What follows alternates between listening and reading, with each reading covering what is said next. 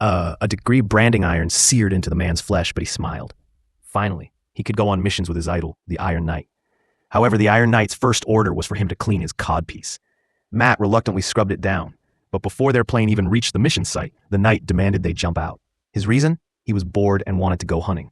Without warning, the Iron Knight grabbed Matt and leaped from hundreds of feet in the air. After landing, the Knight walked off without looking back, leaving Matt to lug all the gear for their hunting trip. They came across a cave, where Matt found a white lab coat and a can of dog food. Their mission target traveled with a dog. They'd probably been here. The cave was pitch black inside, and the Iron Knight immediately ordered Matt to scout ahead with his body. Matt had no armor. Using himself as bait seemed like suicide, but the Knight simply said, "That's an order. You're my squire." With no choice, Matt moved forward, testing for danger with his own flesh. Fortunately, nothing was ahead, but when he turned around, a mutant bear suddenly appeared and attacked the Iron Knight. They fought viciously, but with his weapons damaged, the Knight was losing. He ran out of the cave, screaming for help, then collapsed outside and played dead, hoping to escape. But the mutant bear had human-level intelligence. It flipped the Knight over with one swipe and prepared to bite him to death.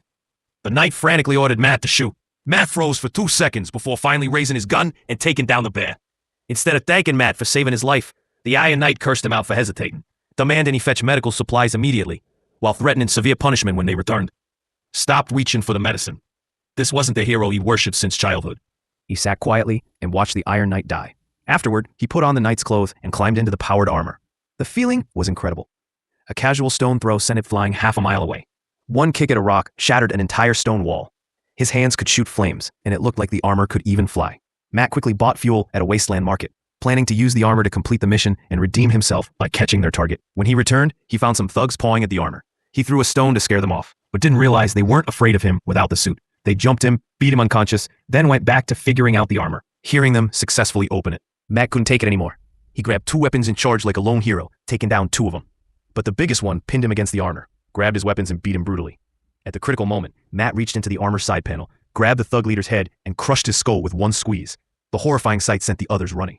Matt finally understood the armor's terrifying power. Just after reclaiming the armor, a Brotherhood squire rushed over, introducing himself as the new subordinate ready for any orders. Clearly, he didn't know Matt was in the armor. Keep his secret safe, considered crushing his skull too. But seeing him kneel and bow, Matt changed his mind. Mimicking the old Iron Knight, he tossed his codpiece at the squire to clean. Watching him carefully polish it gave Matt a dark satisfaction. He accepted his new slave and set off on the mission. Following radiation readings, they tracked their way to a river where the instruments showed abnormal levels. Suddenly, a massive irradiated fish burst from the water.